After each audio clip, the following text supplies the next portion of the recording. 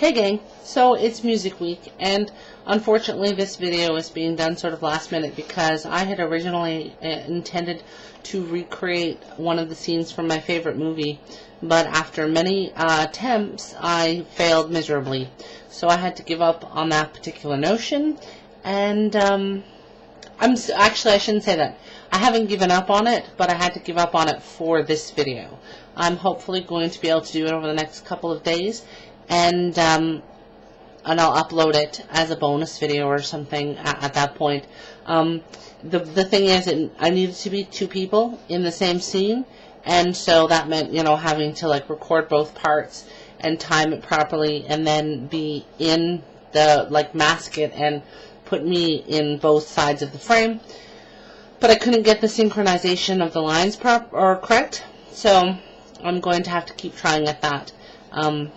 Which it's much trickier than I thought that it was going to be, because I know the script forward and backward, but it's sort of fast-paced dialogue, and only a half second makes a pause too long or a pause too short. So it's going to take a little bit of time to work those problems out, and hopefully that will happen soon, and then I will upload the video for you all to see, and you'll be able to laugh at my crappy acting.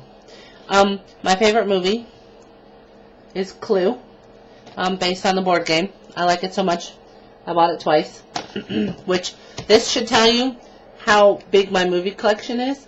I've had most of my movies since before DVDs existed, because I'm old and I don't watch a whole lot of movies. So, rather than talk about my movie collection, last night, on Wednesday night, I watched 4 movies in preparation for movie week. Well, not really in preparation, but I was at my dad and Trudy's place, my dad and my stepmother Trudy's place, and they have 11.5 million channels on their computer, or on their television. So I watched a bunch of movies that were on, sort of in order, and I watched Twilight, and I watched Madagascar 2, and I watched Daddy Day Camp, and then I watched Nick and Nora's Infinite Playlist. And I kind of liked Twilight, except that I think that it was better acted than it was written. I thought the actors did a very good job at portraying their parts, but I thought some of the dialogue was a little meh, and I was not particularly impressed with the speed that the story traveled at. I think that it would be better, that it's more well-suited to the novel format, probably, even though I haven't read the books, than it is to the movie format, although because I think that the books were probably written with the intention of it being a series, which doesn't translate to a movie very well. It's very hard to sort of invoke that notion, especially when this series is more of a personal journey than an epic journey, like, say, The Lord of the Rings. Those are a little bit, it's a little bit more of an epic journey, so you can get away with the to be continued notion. Yeah, I just kind of talked myself into a corner there.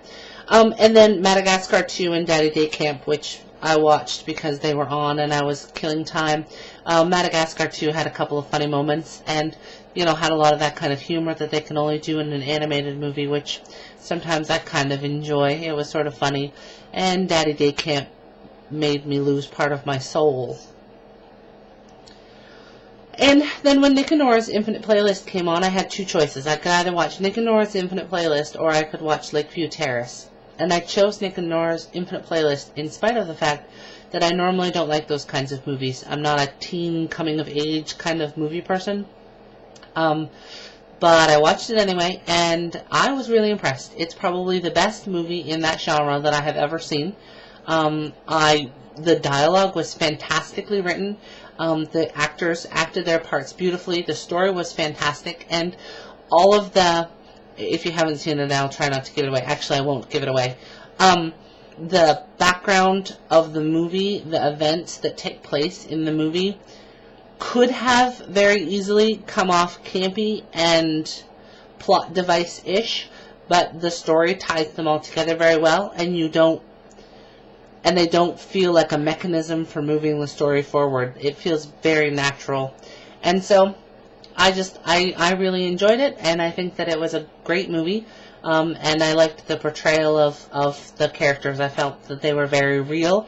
Some of the characters could have been turned into stereotypes, and they weren't, which was fantastic.